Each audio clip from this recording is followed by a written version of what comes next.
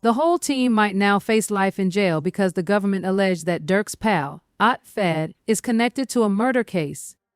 However, the sequence of events that precede this narrative makes it crazy. OTF Dede's name continued coming up in the same circles as Lil Durk and his associates, from defeating a murder case to being kidnapped by the authorities. Although Durk has long represented the area of Lamron, Lil Reese claims that Lamron and Tay-Town are essentially the same thing. Some claim that Durk is the perfect example of Lamron, as if he were destined for the role. But Tay-Town was named after Tazy, Durk's close buddy, who was sadly slain in 2011 while representing Lamron. Tazy's passing was devastating. Although Durk and Dede had a close relationship, Dede lived on the streets while Durk was trying to make it in the rap industry. Lamron reportedly took their life in retaliation for Tazy's death. Therefore, they didn't remain silent. According to rumors, Shields members murdered Tazy and Tay-Town, and Lamron and Shields had a heated feud at the time. When a Shields member named Nino was accused of killing a Lamron associate named Weezy in 2014, the situation became even more heated. The conflict between Shields and Lamron allegedly caused numerous fatalities. However, many of these accusations were never verified. Some of the dead that were dumped during this dispute were really from other sets who were caught in the crossfire rather than Shields and Lamron. Dede and 2 other black disciples are accused of retaliating against Shields in the same year, killing a man called Travis.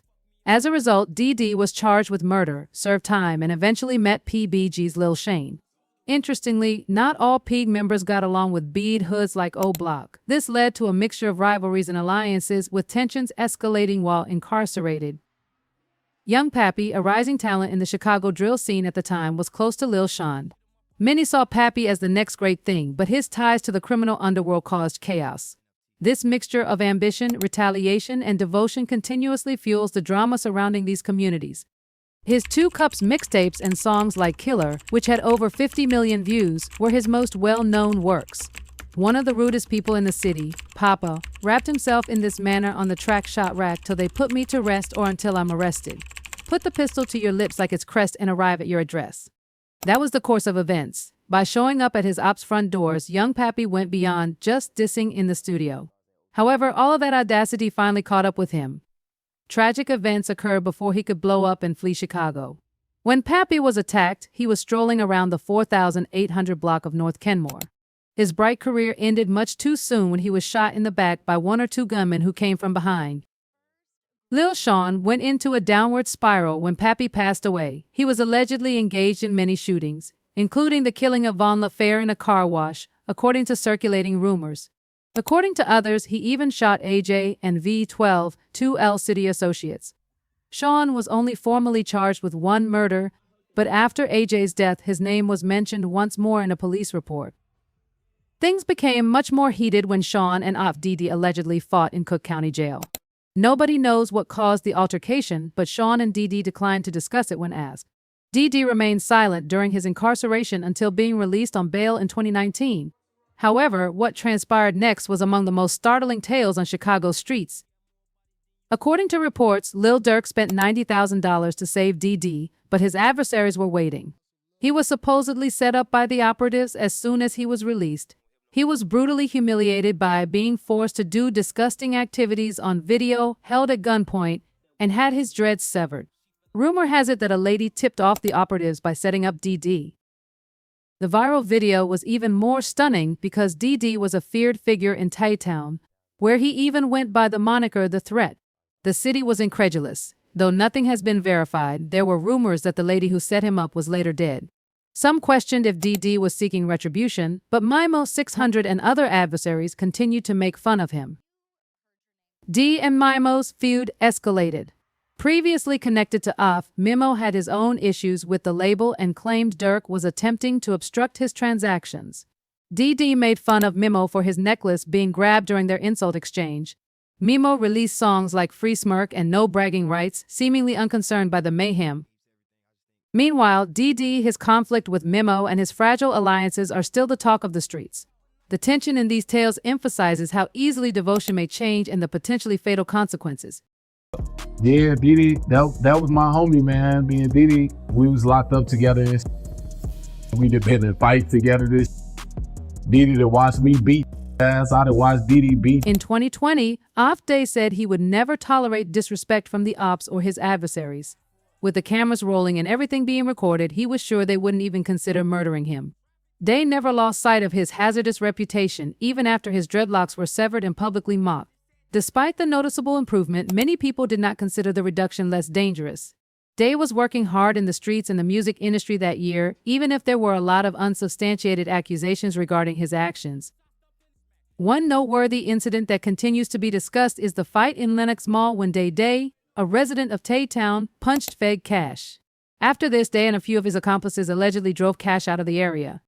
Cash was tragically murdered and died in 2022, a few months after he snapped a picture in front of King Von's painting and openly disparaged Von. There were rumors that Dede could have been involved in planning the hit, even though the case involving Cash's killing remained unresolved. There were other suspicions that Dede was involved in Cash's demise. Lil Durk's songs seem to refer to the circumstance. Durk rapped, "Do you think I'm playing? Stop by and have a look. You'll end up by the tree," he said, implying that disobeying his group would have repercussions. As if to indicate who was prepared to take care of business, Durk continued by mentioning Dede and Jam in the same verse. After Dede's name appeared often in songs like X's and Backdoor, fans began to make connections. Many people conjectured that Dede was one of Durk's best shooters and a significant contributor to maintaining order on the streets. However, street violence is not the only aspect of Dede's narrative. Even after winning a murder case in 2014, he continued to put pressure on his opponents. He immediately established himself as a pivotal player in the OFF organization.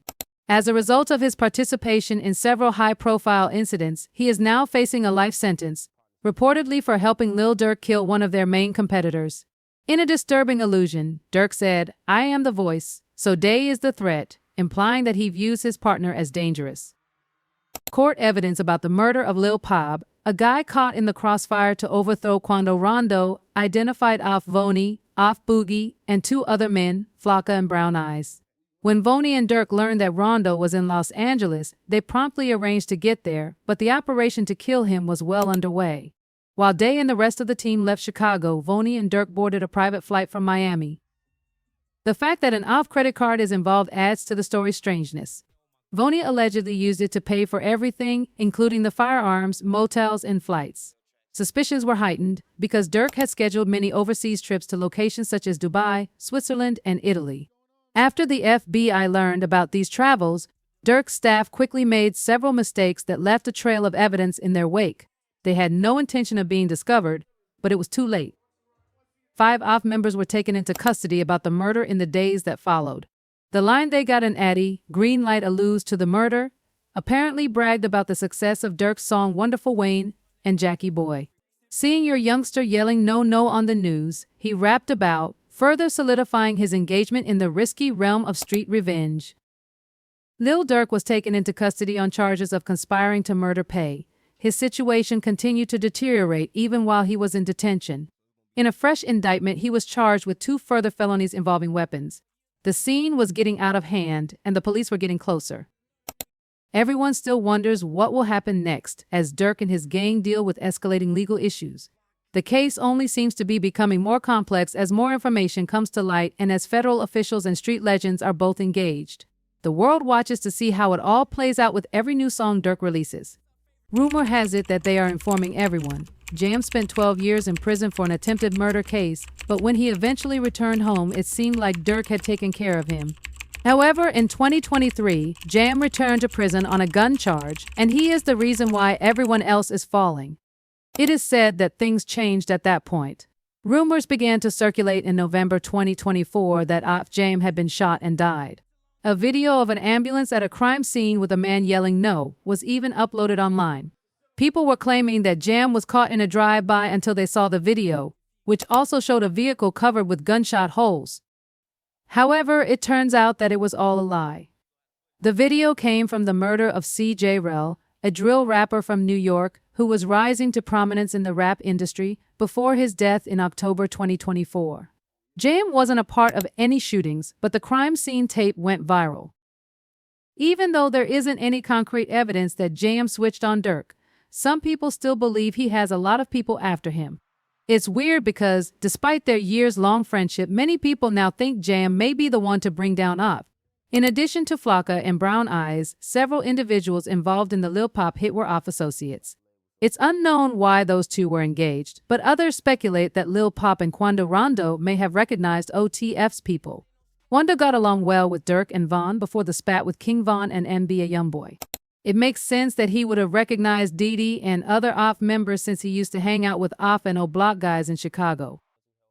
Durk then released the song Threats to Everybody, in which he rapped "Ain't no sneaky war, money-making killers who you haven't seen," before suddenly appear outside, after they attempt to assassinate Rondo and their eventual success in murdering Lil Pop instead. It was announced on November 8 that Lil Durk had been charged with 2 additional felonies, carrying and firing guns, including a machine gun, and using interstate facilities to conduct murder for hire. Now that Durk and his gang are in federal jail, things are only going to get worse. Given that the government are pursuing Lil Durk, some people even think that God may be against him. However, Big Mike said that he doesn't believe God would ever betray him and that he and Durk are like brothers. He went on to say his men are like true homies. Since they have a genuine relationship, I don't think Dede plans any backdoor tactics against Durk.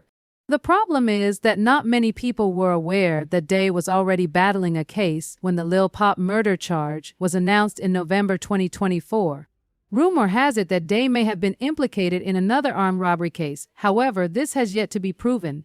He switched on Durk to defeat the lawsuit, so some people think he kept it quiet.